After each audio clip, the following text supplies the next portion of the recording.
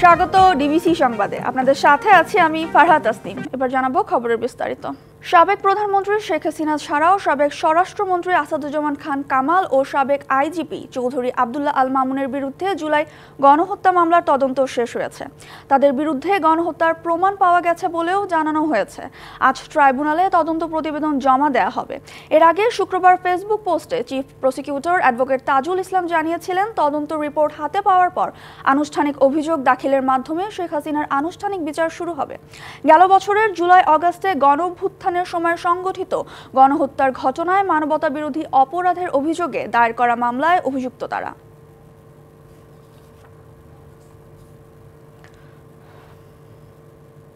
রপ্তানিতে তৈরি পোশাক খাতের অবদান প্রায় ৮৪%।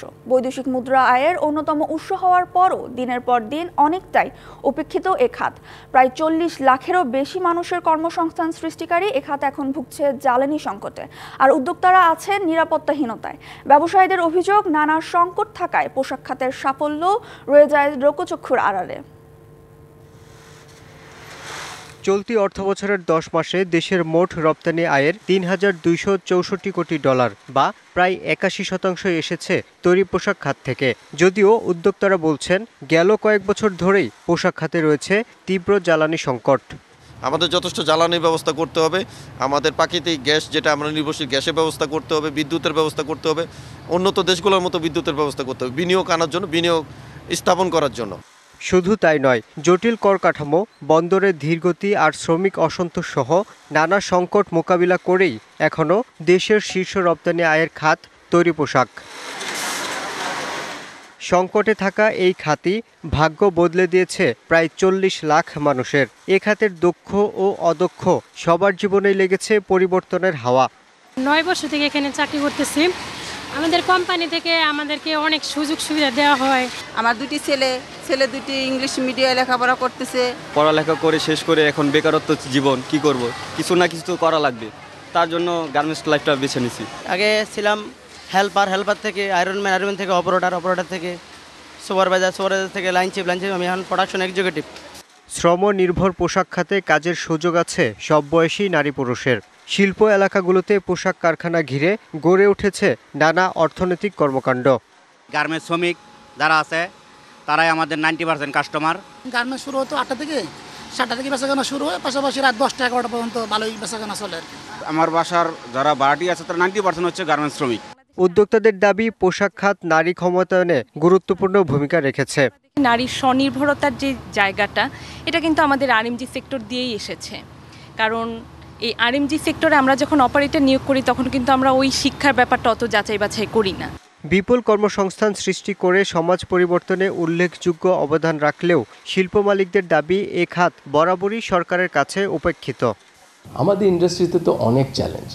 আমরা যেটা সরকারের কাছে চাই যে আগামী 10-15 বছরের জন্য আমাদেরকে একটা লং টার্ম পলিসি দিয়ে দিবে, যেখানে তারা স্পষ্ট করে বলে দিবে গ্যাসের মজুদ কত আছে, গ্যাসের রেট কত হবে। উদ্যোক্তারা বলছেন, পোশাক শিল্পে বিশ্বের সেরা 100টি কারখানার মধ্যে 52টি আছে বাংলাদেশে। এ শিল্পের সংকট নিরসনে সরকার আরও আন্তরিক হলে এ খাতে বিপুল পরিমাণ কর্মসংস্থান সৃষ্টি করা সম্ভব, যার মাধ্যমে বদলাতে পারে আরও লাখো মানুষের জীবনের গল্প। Yusuf Rana, DBC news, Dhaka. সরকার পুঁজিবাজার উন্নয়নে গত ৮ মাসে বিভিন্ন সংস্কার পদক্ষেপ নিলেও ফেরেনি আস্থা, ঘুরে দাঁড়ায়নি বাজার। অচল অবস্থা দূর করতে এবার বিদেশ থেকে বিশেষজ্ঞ এনে পুঁজিবাজার সংস্কারের সিদ্ধান্ত নিয়েছে সরকার। সরকারের এই সিদ্ধান্তকে প্রত্যাখ্যান করেছে ক্ষুদ্র বিনিয়োগকারীদের সংগঠন Bangladesh capital market investor association. আর বিশেষজ্ঞরা বলছেন, সরকারের এই উদ্যোগ চ্যালেঞ্জিং। ভিনদেশি অভিজ্ঞতা নিয়ে বাংলাদেশের বাজার সংস্কার সম্ভব হবে না।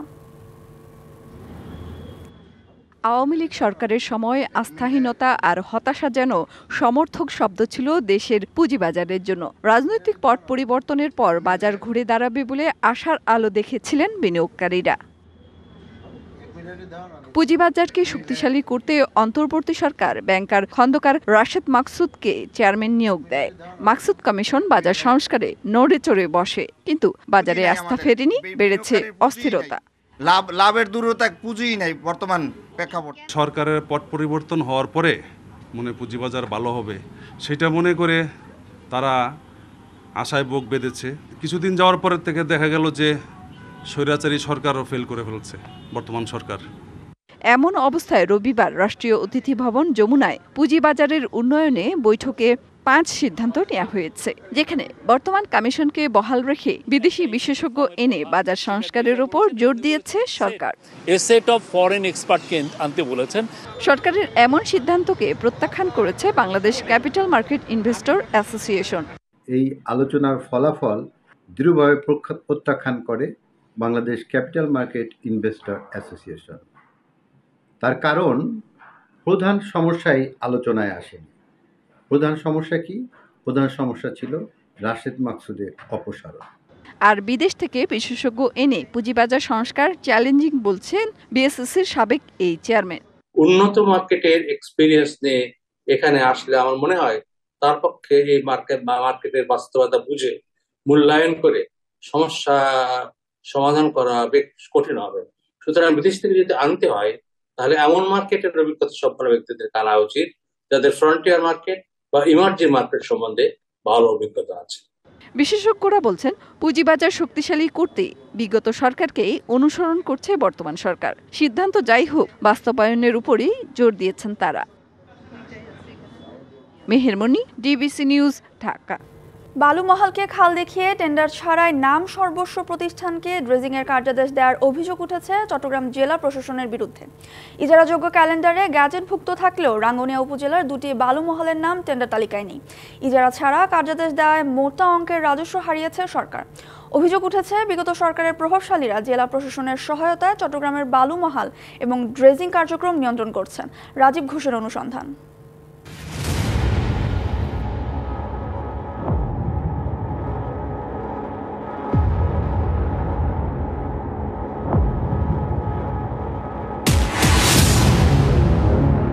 চট্টগ্রামের রাঙ্গুনিয়ার বেতাগী বালুমহাল প্রতিদিন নিয়ম করে বালু উত্তোলনের পর নিয়ে যাওয়া হচ্ছে বিক্রির উদ্দেশ্যে। এই কার্যক্রম পরিচালনা করছে 6 স্টার সিন্ডিকেট নামে একটি প্রতিষ্ঠান, জনশ্রুতিতে যা নাম সর্বস্ব। অস্বচ্ছতা রয়েছে কার্যাদেশের প্রক্রিয়াতে, এমন অভিযোগ চট্টগ্রাম জেলা প্রশাসনের বিরুদ্ধে। 1432 বাংলা সনের ইজারাযোগ্য ক্যালেন্ডারে থাকলেও টেন্ডার প্রক্রিয়াতে রাখা হয়নি রাঙ্গুনিয়ার বেতাগী বালুমহাল এবং কোদালা বালুমহাল 2। বাকি 7টি বালুমহাল রেকর্ড রাজস্বে পেয়েছেন সর্বোচ্চ দরদাতারা। চট্টগ্রামের রেভিনিউ ডেপুটি কালেক্টর পান্না আক্তার স্বাক্ষরিত একটি কার্যাদেশ ডিবিসি নিউজের হাতে আসে। রাঙ্গুনিয়ার বেতাগী বালুমহালের নাম পরিবর্তে বেতাগী খাল উল্লেখ করা হয়। 1 বছর মেয়াদে ড্রেজিংয়ের অনুমতি দেওয়া হয় নাম সর্বস্ব প্রতিষ্ঠান 6 স্টার সিন্ডিকেটকে। চিঠিতে চট্টগ্রাম বন্দর কর্তৃপক্ষের একটি স্মারক নাম্বার উল্লেখ করে বলা হয়, চট্টগ্রাম বন্দর কর্তৃপক্ষের কাছ থেকে প্রতিষ্ঠানটি অনুমতিপ্রাপ্ত হয়ে আবেদন করেছে। ক্যালেন্ডারে বালুমহাল এবং 8 একরের পরিবর্তে জেলা প্রশাসনের কার্যাদেশে হয়েছে খাল এবং 70 একর। চট্টগ্রাম বন্দর কর্তৃপক্ষের চিঠিটিতে উল্লেখ রয়েছে 6 স্টার সিন্ডিকেটকে কর্ণফুলী নদীর আউটবারে ড্রেজিংয়ের অনুমতি দেওয়া হয় 2024 সালের 15 ডিসেম্বর, যা কার্যকর থাকবে চলতি বছরের 31 জুলাই পর্যন্ত। অথচ এই চিঠির বিপরীতেই নদীর আপস্ট্রিমে ড্রেজিংয়ের কার্যাদেশ দিয়েছেন চট্টগ্রামের জেলা প্রশাসক। চট্টগ্রাম বন্দর কর্তৃপক্ষের চিঠির কার্যকারিতা শেষ হবে আর 2 মাস পর 31 জুলাই। তারপরে এই চিঠিরই কোনো ভিত্তি থাকবে না। কিন্তু এই চিঠির বিপরীতে চট্টগ্রাম জেলা প্রশাসনের ইস্যু করা কার্যাদেশ শেষ হবে 2026 সালের 13 এপ্রিল। কার্যাদেশটিতে অনিয়মই যেন নিয়মে পরিণত হয়েছে। কার্যাদেশটিতে প্রতিষ্ঠানের কোনো ঠিকানা নেই প্রতিষ্ঠানটির কোনো ফোন নাম্বার, রয়েছে শুধু একজনের নাম। তবে চট্টগ্রাম বন্দর কর্তৃপক্ষের চিঠিতে উল্লেখ রয়েছে 2/28 জেলা পরিষদ সুপার মার্কেট। অথচ 4 মাস ধরে দোকানটি বন্ধ রয়েছে। পাশের MA ইন্টারন্যাশনালই বন্ধ দোকানটির মূল মালিক। বললেন তিনি ভাড়া দিয়েছিলেন তহিদ নামের একজনকে। আপনি হচ্ছে একজনকে ভাড়া দিয়েছিলেন, এটা কতদিন আগে? 2 বছর। 2 বছর। 6 স্টার সিন্ডিকেটকে আপনারা দেন? না। আপনি কাকে ভাড়া দিয়েছিলেন? তৌহিদুল ইসলাম। তৌহিদুল ইসলাম। ফোনে অপর প্রান্তে একজন নিজেকে তানভীর এবং 6 স্টার সিন্ডিকেটের কর্মকর্তা পরিচয় দিয়ে কথা বলেন ডিবিসি নিউজের সঙ্গে। বালুমহালের কার্যাদেশ নিয়ে প্রশ্ন করলে ভিন্ন সময়ে আলোচনায় বসার প্রস্তাব দেন। হ্যাঁ, অবশ্য বন্ধ এখন তো ধরেন আমাদের লোক দুটো সাইডে প্রয়োজন নেই। সুবিধা সবাই করেন না, আমরা বিক্রি ভাইয়া সুবিধা সবাই। অনুসন্ধানে জানা যায় এই কাজের সমন্বয়ক হিসেবে কাজ করেছেন ব্যাংক এশিয়া চট্টগ্রামের জোনাল শাখার কর্মকর্তা তৌহিদ। অফিসে পাওয়া যায়নি, ফোনে কথা বললেও এ বিষয়ে আরেকজনের সাথে কথা বলার প্রস্তাব করেন। আপনি 6 স্টার সিন্ডিকেটের কি ম্যানেজিং পার্টনার? জি অসুবিধা নাই, আমাকে চাকরি করলাম, মনিরকে বললাম, বলি আমার ছোট ভাই আমার কথা আমাকে মনির বলতে। এবার কার্যাদেশের বিষয়ে জানতে চাইলে চট্টগ্রাম জেলা প্রশাসকের কার্যালয়ে ডেপুটি রেভিনিউ কালেক্টর পান্না আক্তার দেখিয়ে দেন ঊর্ধ্বতন কর্তৃপক্ষকে। জেলা প্রশাসকের মতামত জানতে কার্যালয়েও খোঁজ করা হয় কয়েক দফা, পাওয়া যায়নি।